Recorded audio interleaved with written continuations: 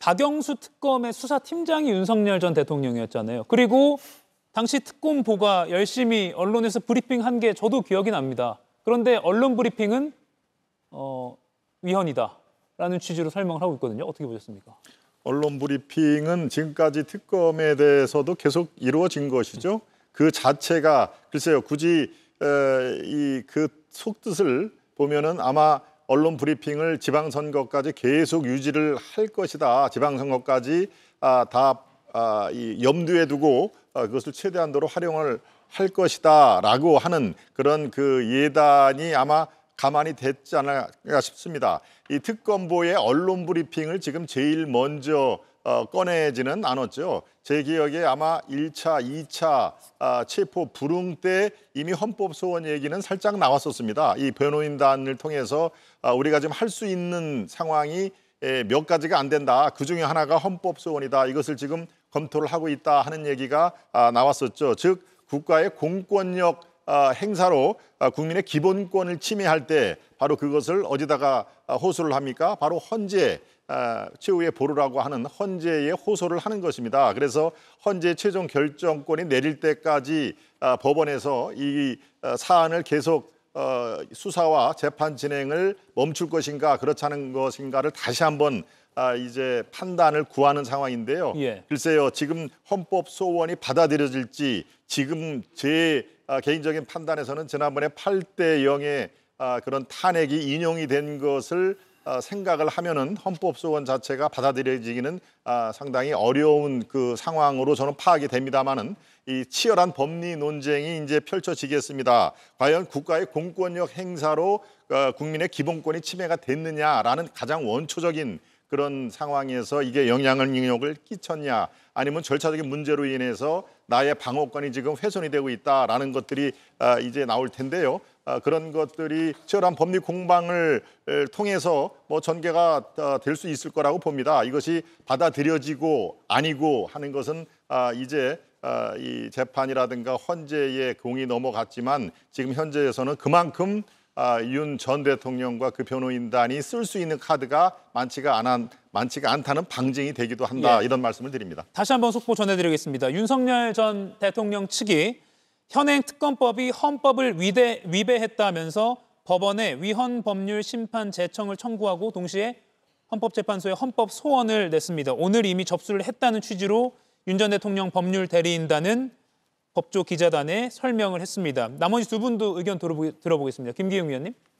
우선적으로 이제 특검이 만들어지는 그 이유 같은 경우는 사실상에 이제 집권한 쪽에서 행정부의 어떤 검찰이 수사를 했을 때 수사 과정에 있어서 문제가 있다고 미흡하다고 생각했을 때 야당이 특검을 주장하는 겁니다. 근데 다 아시다시피 이번 특검 같은 경우는 국민의힘이 배제된 상태에서 민주당과 조국 혁신당이 추천을 했고요. 그거를 대통령이 임명을 했습니다.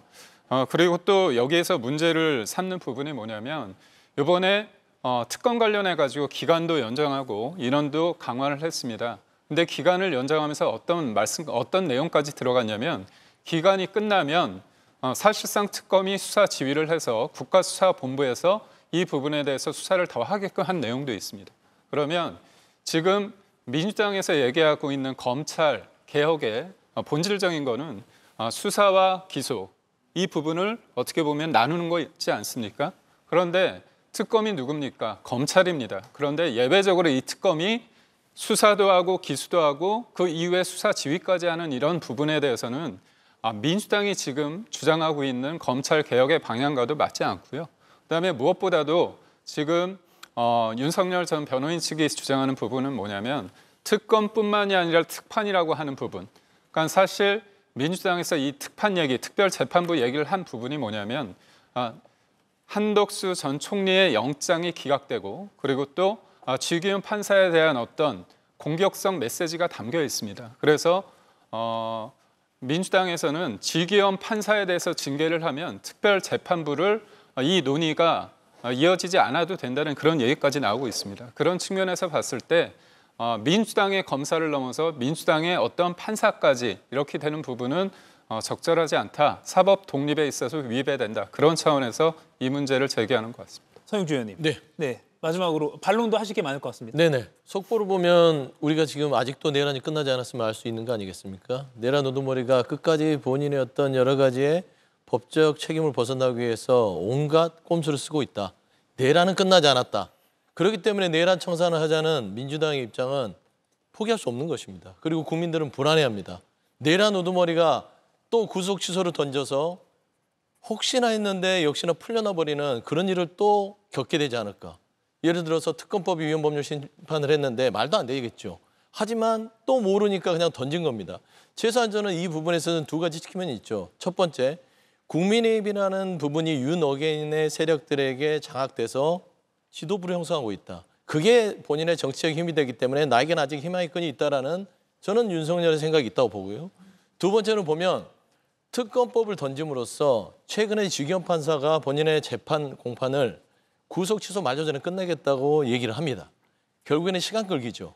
구속 기간의 만료를 넘겨서 본인의 어떤 특검법의 위헌 법률 제청을 통해서 재판의 시간 지연을 끌어보겠다는 저는 의도도 있다고 보는 것이에요. 그래서 저는 사실 이런 이 내란 우두머리에게 면회를 가겠다고는 국민의힘의 지도부가 지금 존재하고 있는 한 대한민국의 내란은 끝나지 않았다.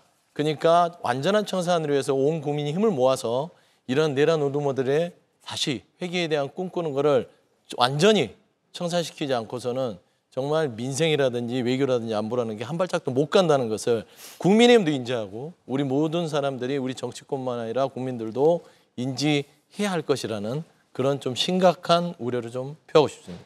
예, 법을 누구보다 잘 알고도 특검 경험도 있기 때문에 가는 단계마다 문제 제기를 해보려고 하는 그런 모습도 보이는 것 같은데요. 관련 내용은 아직 정치권 반응은 나오지 않았습니다. 이제 막 들어온 소식이기 때문에 그런데요. 내일 이 시간에 더 자세하게 다뤄드리도록 하겠습니다. 이가혁 라이브를 시청해 주셔서 고맙습니다. 이가혁 라이브는 평일 오후 5시 TV와 유튜브로 실시간으로도 함께 하실 수 있습니다.